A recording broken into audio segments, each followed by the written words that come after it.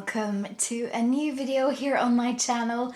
Today I'm going to do a spring cleaning video because, as you can see, my craft room area is becoming very unorganized and I don't like that. During this lockdown it's just become a little bit of a pile where I put, for example, my glasses and I put some pens that shouldn't be there, and it's just, yeah, it's becoming unorganized and it definitely needs a spring clean. I mean, look at that in the corner there. Ugh, just a big mess. So I thought I was going to film this process and yeah, let's start. Let's clean this craft area.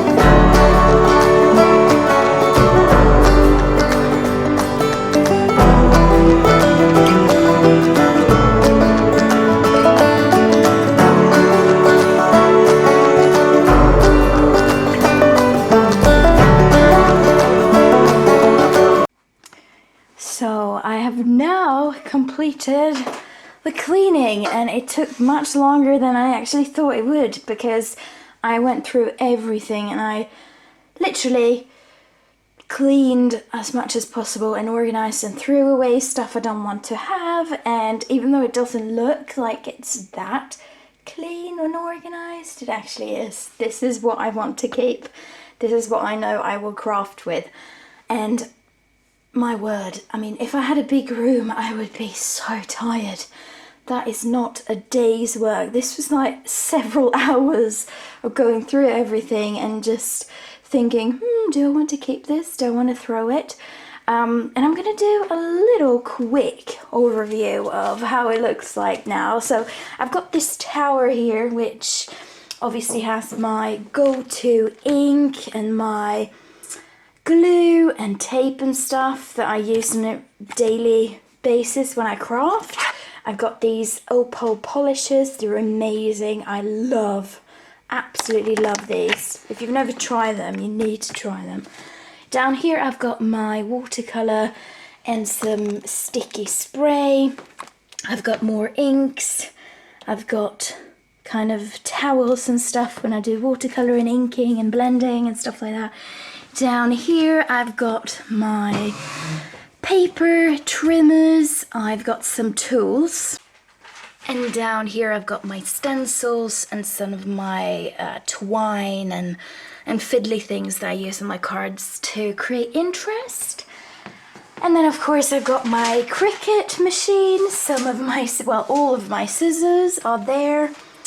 I've got, below my Cricut is all of my 6x6 and 8x8 paper stacks and embellishments. I love this area because it's just, it's super fun. I tend to buy papers and embellishments, so this is quite a lot of things here that I wanted to keep. Here I've got my cardstock, all of my cardstock and my die cut sheets. Here I've got all of my pens and markers and, well, that's watercolors. That's what I use to paint my little images and stamps. And down here I've got my extra glue, my ink, my acrylic paints. I've got some stuff too, you know, just a mixture of everything. Some markers, some more Mod Podge and stuff like that. Then here I've got all of my card bases, all of them in different sizes, 6x6, 7x7, 8x8, and cardstock and more cardstock in there, but more card-based shapes. Here I've got all of my flowers, and my things for shaker cards are in this kind of little tower, beads and stuff like that. And then here is my die cutting shelf where I've got all of my dies. I've got yeah, it's not that many, but I'm growing my collection. Here I've got some, behind there I've got my glue gun and then some embroidery floss. And here is my fabric shelf where I got embroidery floss. I've got some books about hand embroidery because I was into that a few months ago and then it was too difficult and I stopped. I need to go back into that because it's super, super fun. Then we've got my stamping shelf where I've got all of my stamps. I've actually bought a lot of stamps recently because a few years back I sold a lot of them, and the reason for that was because I thought, oh, I can't colour stamps, I'm not good at it, it doesn't look nice, oh, I don't like that look, and then I literally sold all of them. And now I'm back to a stage when I'm like, oh, I love to colour image stamps with watercolours and it's just super lovely. And I recently actually bought myself the Tim Holtz stamp press and it's amazing, especially when you stamp acrylic, either acrylic stamps or rubber stamps on watercolour paper, because when you use like a tiny stamp acrylic block, it doesn't work at all. So but with this I'm actually able to position it and I can just re-stamp it without moving my image and making it look blotchy and stuff. So I'm really happy for that one.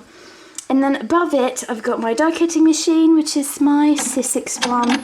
It is quite small, this one, and a lot of the dies that I've been looking at I can't cut, which is irritating. So I might be investing in another one, which is a little bit bigger. But the problem is, because I've got this one, and I use that, I love it, but I've also got this one. It's like taking up two quite big places in my craft area, and I don't have any other place where I can put my crafting stuff. So I'm like, should I really buy a bigger one?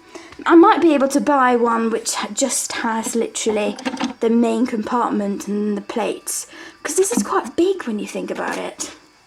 It just goes out like this. It's quite wide, so I don't know. We'll see about that.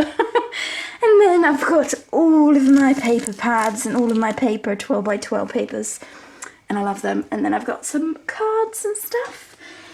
And then on the side here, last but definitely not least, is all my pens, all of some embellishments. I've got an umbrella there, an umbrella, and I've got some glass stuff down there for watercolor painting and stuff. And then my pizza box, which I use for painting and stuff to not destroy my table. And that is my area. And it's so lovely to have it clean. So thank you for watching, and see you in my next video. Bye!